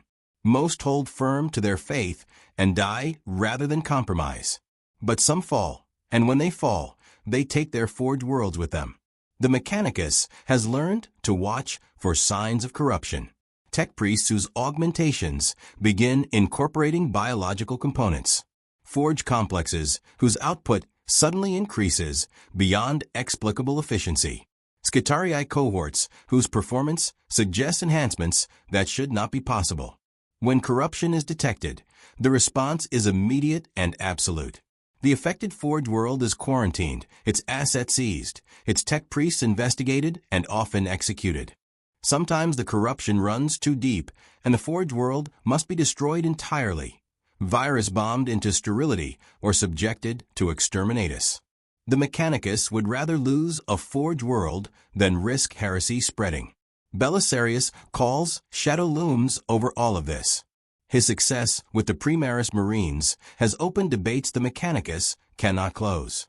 If improvement to the Emperor's gene work is acceptable, what else becomes possible? Call himself continues to push boundaries. His latest projects include attempts to interface human consciousness directly with the warp, create AI that can think without achieving true sapience, and reverse engineer Necron resurrection protocols. Each project horrifies the orthodox factions while fascinating the radicals. Call operates with impunity because Guilliman protects him and the Imperium needs his innovations. But his protection is not infinite. If Guilliman falls, if political circumstances change, if Call produces something that even the radicals cannot defend, he will be cast down and his works condemned. Until then, he represents possibility. The Mechanicus can point to Call and argue that innovation need not lead to damnation, that progress is achievable within fate's boundaries, that the quest for knowledge can advance rather than merely recover. Or they can point to Call and argue that he proves innovation's dangers, that his success is statistical aberration rather than replicable model, that allowing his methods to spread will inevitably produce another schism. Both arguments are made simultaneously across the noosphere, neither convincing the other, the debate generating more heat than light. The Forge worlds continue their work regardless of theological disputes. Weapons must be manufactured. Ships must be built. Titan legions must be supplied. The Imperium's wars consume material at rates that strain even the Mechanicus' vast production capacity. Forge worlds operate at maximum output for centuries without pause, their tech priests pushing machinery beyond design tolerances, their Skitarii dying to protect production schedules. The quest for knowledge has become, in practice, the quest for sufficient production to keep the Imperium functioning one more day. It is not glorious. It is not inspiring. It is survival through industrial supremacy, the reduction of sacred truth to logistical necessity. Some tech priests find meaning in this grinding work.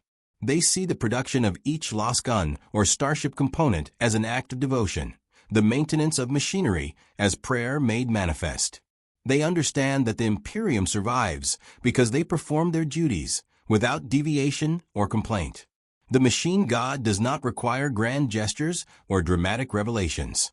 The machine god requires that machines function, that production continues, that the faithful attend to their responsibilities with perfect precision. This is a faith grounded in routine, sanctifying the mundane through repetition and reverence. Others find this reduction unbearable. They join the Mechanicus to pursue the quest for knowledge, to unlock mysteries, and discover truths hidden since the dark age of technology. Instead, they spend centuries supervising the production of identical bolter rounds according to patterns millennia old, troubleshooting machinery that breaks down from overuse, filling out requisition forms, and negotiating supply chains. The quest has become paperwork. Mystery has become logistics. They grow bitter or numb, their augmentation suppressing emotions they can no longer afford to feel. Some request transfer to explorator fleets or research stations where the work might still hold meaning. Others simply continue, their faith eroded by routine, but their duty undiminished. The Adeptus Mechanicus remains humanity's greatest repository of technological knowledge and its most profound mystery. They maintain the infrastructure that makes interstellar civilization possible, The void ships that cross the warp, the plasma reactors that power hive cities, the terraforming equipment that makes dead worlds habitable, the weapons that hold back the alien and the heretic. Without the Mechanicus, the Imperium would collapse within generations, perhaps within years. Every faction understands this. The Space Marines depend on Mechanicus support for their equipment and vehicles. The Imperial Guard would be armed with primitive firearms without Forge World production. The Imperial Navy requires Mechanicus shipyards for construction and repair. The Mechanicus has made itself indispensable, and indispensability is the ultimate political power. But indispensability is not invincibility. The Mechanicus bleeds resources in wars across the galaxy. Forge worlds fall to invasion or internal corruption. The knowledge base contracts as archives are destroyed and tech priests die without passing on specialized expertise. The Mechanicus is not growing. It is managing decline with increasing desperation, holding on to what it possesses while watching the galaxy become more dangerous with each passing year. The production capacity that seems overwhelming is barely sufficient for the Imperium's needs. The technological sophistication that seems miraculous is a pale shadow of what humanity once achieved. The Mechanicus stands atop the ruins of a greater age, preserving fragments while pretending they represent the whole. And beneath the politics and theology, beneath the debates about innovation and orthodoxy, a question whispers through the noosphere that no archmagos can fully silence. What if the machine god is not what they believe? What if the faith that has sustained them for 10,000 years is a beautiful lie, a construction built from desperation during the Age of Strife, a mythology that gave meaning to preservation but points toward no ultimate truth? What if the quest for knowledge has no destination because there is no divine intelligence waiting to reward the faithful? Only an uncaring universe that will consume them regardless of devotion. These doubts are heresy of the deepest sort. To question the machine god's existence is to undermine the foundation of Mechanicus identity. Tech priests who voice such doubts are subjected to mental conditioning or lobotomized and converted to servitors. The doubt must be suppressed because acknowledging it would render everything meaningless. If the machine god is not real, then the quest is futile. The rituals are empty performance, and the priesthood has sacrificed everything for a delusion. This possibility cannot be contemplated. It must not be true. So the Mechanicus continues, their faith maintained through willful certainty and deliberate blindness, their work sustained by the need to believe that work has purpose. They pray to a God who may or may not exist, pursue knowledge that may or may not lead to enlightenment, serve an Imperium that uses them as tools while fearing them as potential threats.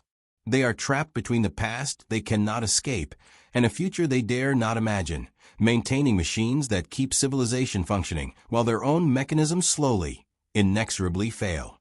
The Forge worlds burn. The prayers continue in binary and Gothic. The Titan legions march to wars they cannot win, but must fight regardless. The explorator fleets venture into darkness, seeking treasures that may not exist. The tech priests augment their flesh with machinery, replacing humanity with metal piece by piece, chasing apotheosis through transformation that never quite achieves divinity. They are becoming what they worship, turning themselves into machines in hope that machines are closer to the God they serve. And perhaps they are right. Perhaps the machine god watches from beyond comprehension, pleased with the devotion of his priesthood, waiting for the moment when they finally complete the quest and achieve the understanding that will unlock technological transcendence. Perhaps every prayer is heard, every ritual acknowledged, every sacrifice noted and rewarded in ways the faithful cannot yet perceive. Perhaps the Mechanicus stands on the threshold of revelation that will justify 10,000 years of faith and labor. Or perhaps they pray to silence, work for nothing, and die in service to an empire that will crumble regardless of their efforts.